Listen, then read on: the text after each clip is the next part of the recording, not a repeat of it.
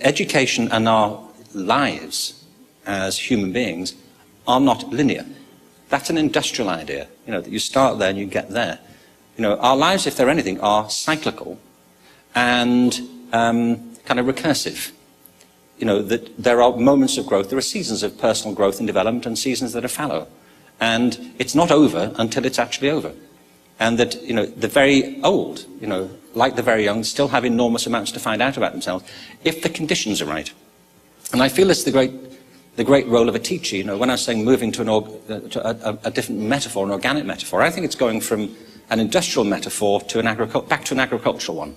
Because if you think of it, a great gardener, great farmer, depends upon plants growing under their care.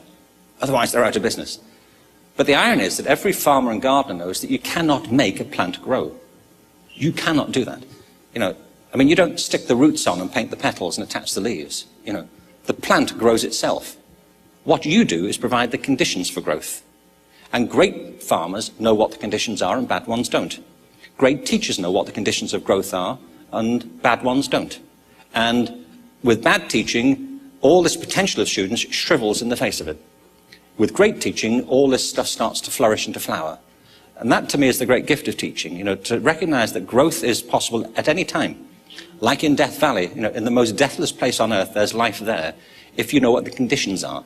And the great challenge for teaching, I think, is not just to know your discipline, but to know your students, and to know what the pedagogical ratio is that will make them flourish and become the best thing they can be. And I think that it's not just something for the young, and increasingly it's something that we should see as intergenerational, rather than just something that happens at the beginning of our lives. It should endure throughout the whole of it.